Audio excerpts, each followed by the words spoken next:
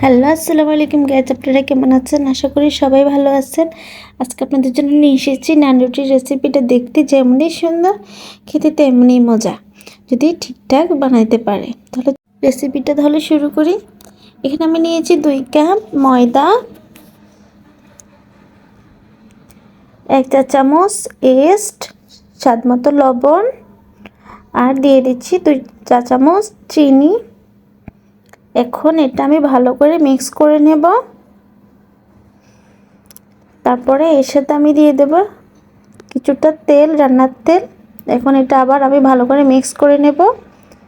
এখন আমি এর সাথে দিয়ে দেব হালকা কুসুম গরম গরুর দুধ দিয়ে দিচ্ছি। আপনারা চাইলে এর সাথে গুঁড়া দুধ অ্যাড করতে পারেন। আমি গরুর দুধটা অ্যাড করেছি, একবারে দেব না, 2 বারে দেব, তাই আমি অল্প অল্প করে এটার সাথে মিক্স করতেছি। এই যেভাবে মিক্স করবেন, তাহলে ডোটা খুব সুন্দর হবে। এই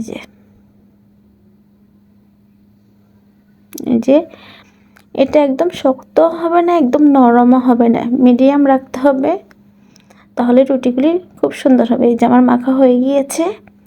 এখন আমি এর উপরে একটু তেল দিয়ে মেখে ঢাকনা দিয়ে রেখে দেব 1 ঘন্টার জন্য। এই যে হয়ে গেছে আমার 1 ঘন্টা। দেখেন ডোটা ফুলে ডাবল হয়ে গিয়েছে। এখন এটা একদম ভালো করে মথে নিতে হবে, তাহলে রুটিটা খুব সফট হবে। যে আমি ভালো করে মথে নিচ্ছি, আর এরকম গোল গোল করে শেপ দিয়ে নিতে হবে। এই যে দেখেন, দেখাচ্ছি, এই যে এরকম গোল গোল করে শেপ দিয়ে নিতে হবে। এই যে এখন আমি আবার ভালো করে এটা মথে নিচ্ছি।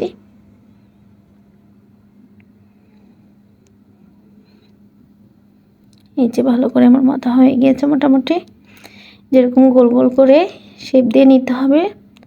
আর রুটিগুলি একদম পাতলা হবে না, আবার একদম বেশি মোটাও হবে না, মিডিয়াম করে বেলে নিতে হবে। এই যে দেখেন, আমি আপনাদেরকে একটা বেলে দেখাচ্ছি। এই যে দেখেন বেলতেছি।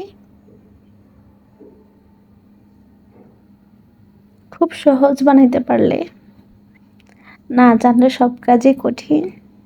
এই যে দেখেন এরকম মোটা রাখতে হবে, বেশি না। এই যে দেখেন আমি দেখাচ্ছি, এরকম রাখতে হবে। তো চলুন আমরা এই রুটিটা ভেজে দেখাচ্ছি।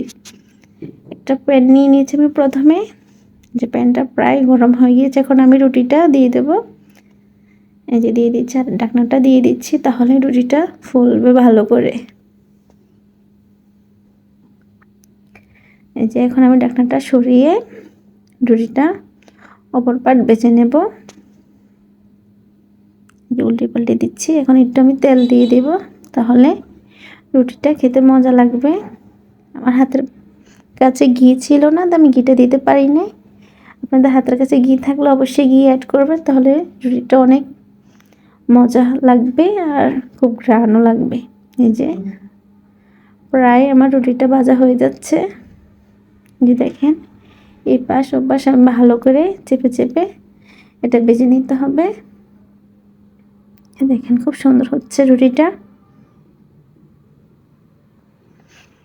এই যে হয়ে গেছে প্রায় আমার রুটিটা। এখন আমি এটা উঠিয়ে ফেলবো। দেখেন কি সুন্দর হয়েছে। এই যে আমি অফ ক্যামেরা সবগুলি রুটি ভেজে নিয়েছি। আমার চ্যানেলটা যদি ভালো লাগে থাকে, তাহলে একটা লাইক সাবস্ক্রাইব করে যাবেন। দেখেন কতটা সফট হয়েছে রুটিগুলি,